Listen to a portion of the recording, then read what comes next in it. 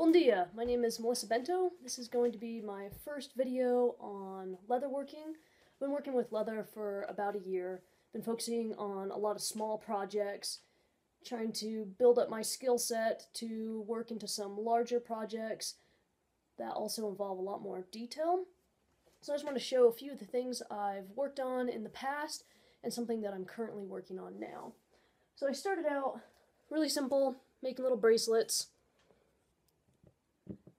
This allowed me to work on some carving skills as well as punching in letters. You'll see this says eat, sleep, tong sudo. A lot of my leatherworking projects revolve around martial arts. I've been doing tong sudo for about 15 years now.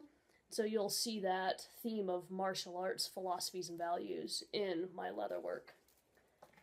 For instance, my little coin pouches, very simple, but it let me get into some more involved carving. I came up with this little kicking dragon, then also brought in painting. Started getting into some more intricate designs. I came up with this samurai. These are no-sew pouches. They're fun to do. I've never done a no-sew pouch. And then I started working on snap setting. Snap setting definitely was not my forte. Still is not, but I am getting better every time I have to set snaps. I made this other card holder, the mountain design, and then I was just kind of working in some different dyeing techniques. All in all, I've made about 80 small projects, so I've really kind of put in a lot of work into just getting as much experience as possible in a pretty short amount of time. I also created these money clips. So the first time I was adding larger pieces onto the leather itself, which in this case is the money clip, and bringing in my samurai design. Samurai design actually has been pretty popular. I've also added it to some wallets.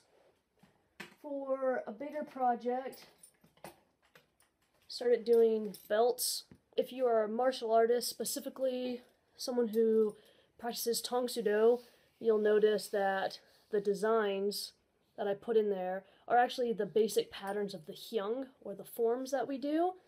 So you have the sege hyungs, or the kicho hyungs, going on to the pyongans, goes all the way through the hyungs that you would need before attaining the rank of dan. So this is a really fun belt, pretty near and dear to my heart because I love doing hyung. Also done a few small purses.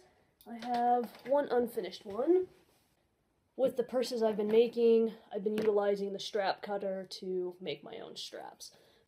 So this is my unfinished purse. And again, it's very martial arts themed. I have a samurai woman sitting underneath a cherry tree. The blossoms are falling over. She's hanging out, contemplating life with sword in hand. This is a bigger leather project. I cut out all the pieces. It was definitely a challenge making sure all my lines were straight, especially at that time. I didn't have a ruler long enough to actually get that big of a cut. Unfinished purse, looking pretty good. Now I'm working on a couple different projects. One, a knife sheath.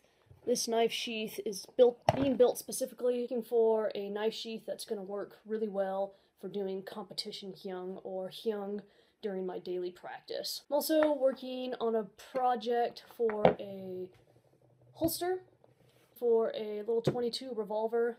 It's going to be a crossbody draw. So those are the two projects I'm working on. My knife, as well as a holster for a little .22 revolver.